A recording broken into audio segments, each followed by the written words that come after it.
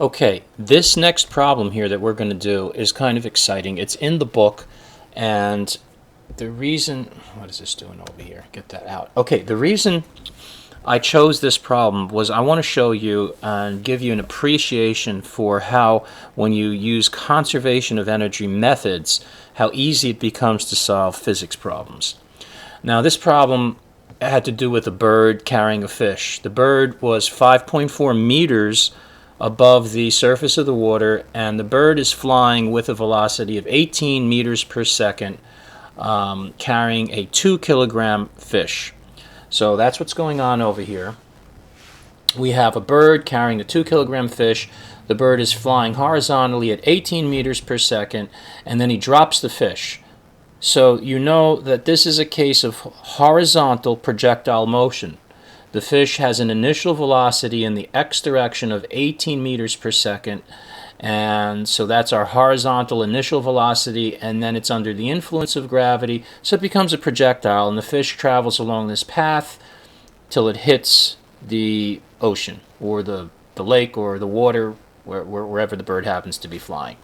So if we wanted to go back to our methods of how to do this, say back in the old times when we did chapter 3, we had certain equations of motion. We says, okay, so we have our fish. Here's our fish. Our fish is going at an initial velocity of 18 meters per second, right? And then it's going to take this type of a path. Its initial velocity, this is equal to v initial in the x. It has no initial velocity in the y direction, right? And it's got a height. Now the fish is going to fall. Here's our fish. It's going to fall a distance which we call delta y, and that's going to be 5.8 meters from here to here. So we had to use some equations, and we says, okay, first of all, let's consider motion in the y direction, or the vertical direction. So we said we had this equation of motion, delta y is equal to v initial in the y times time plus 1/2 acceleration in the y direction times time squared.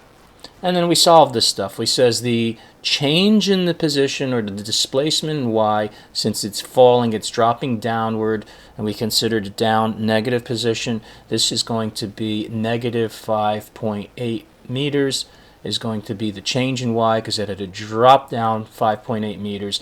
The initial velocity in the y direction, remember, was 0 because it was flying horizontally, so there was no velocity in the y direction. So this term was 0, and then we simply had the 1/2. Now the acceleration due to gravity was negative 9.8, as you recall, because it was going downward, and then we had time squared. So then we'd have an equation where we'd have to solve for time, and I did that for you in advance, and if we solve that equation, time is going to be 1.5 seconds. I'm sorry, 1.05 seconds.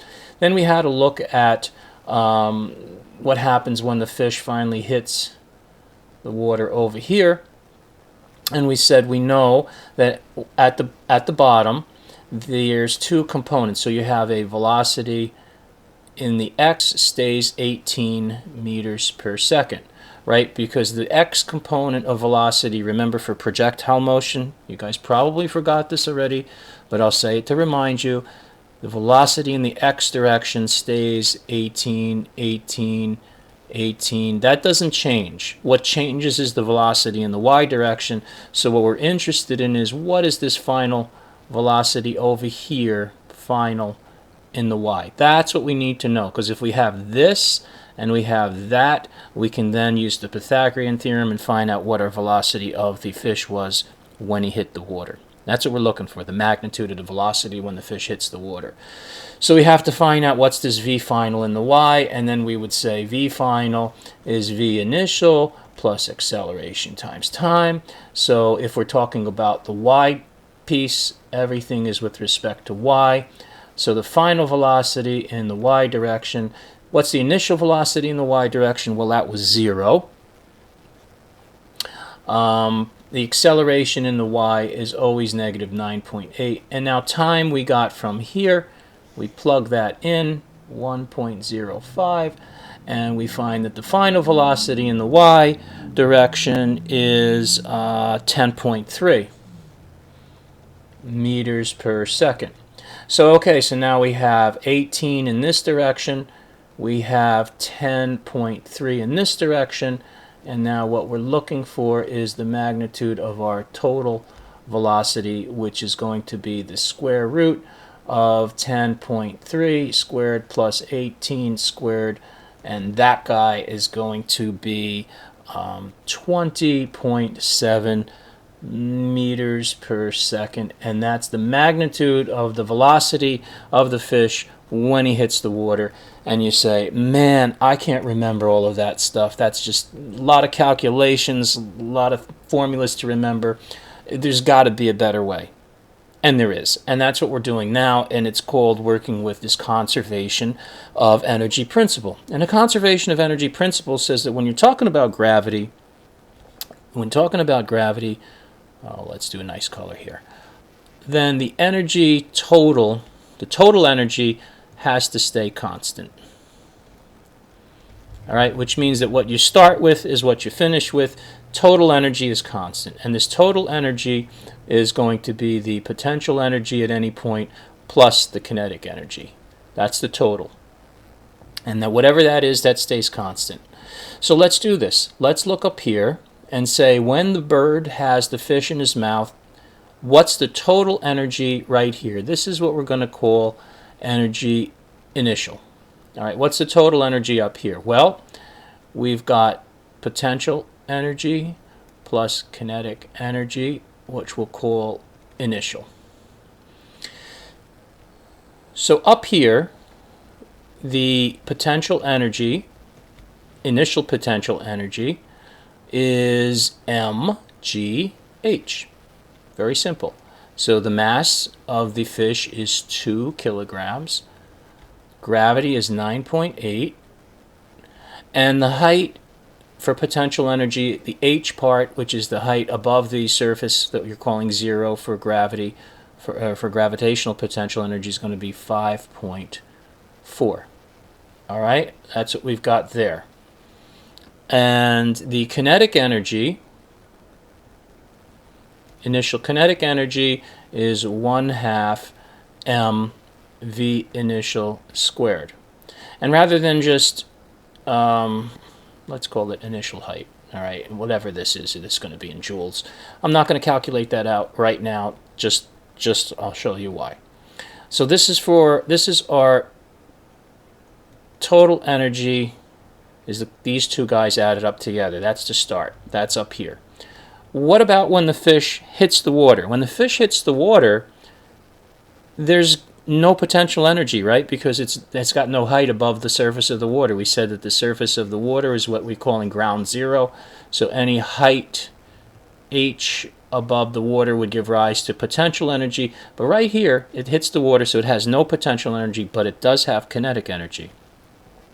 So whatever that final kinetic, so here potential energy is equal to 0, and kinetic energy is simply equal to 1/2 mv final squared.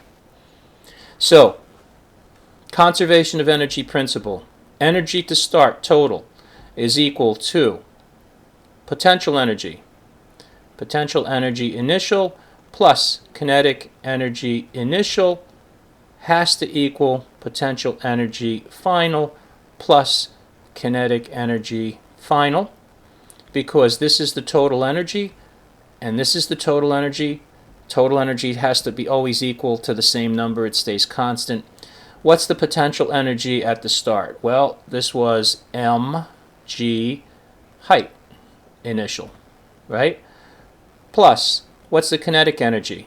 1/2 mv initial squared. That has to be equal to the final potential energy, which is 0 in this case because it's right on the water, plus the final kinetic energy, which is 1/2 mass of the fish times v final squared.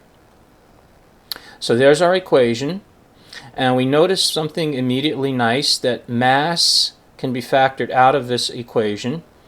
Let me just rewrite that. mgh plus 1/2 mv initial squared is equal to 1/2 mv final squared. The mass you can take right out of that equation nicely because it goes right across. And what we're left with, oh, and then what we want to do, we want to multiply through both sides of the equation by 2. So we'll have 2gh plus vi squared is equal to v final squared. And now if we want v final, we're going to take the square root of this whole thing. So the square root of 2gh plus vi squared is going to be the v final. So let's do that.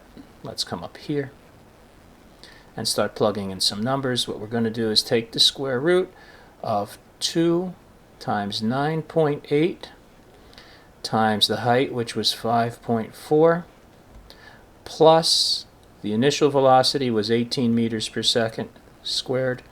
And when we do this, we find that our answer is 20.7 meters per second. So it's much easier to calculate things like the final velocity in this case if you use this conservation of energy principle. All you have to do is look at the start position and figure out what's its potential energy, what's its potential energy, mgh. What's its kinetic energy? 1/2 mv squared. Good. Add those two up. That's your total. Now look at this position here. What's your kinetic energy? 1/2 mv squared. What's your potential energy? mgh. Good. Add those two up. They have to be equal because the total energy stays constant. So the sum of your potential and kinetic up here equals the sum of the potential and kinetic over here.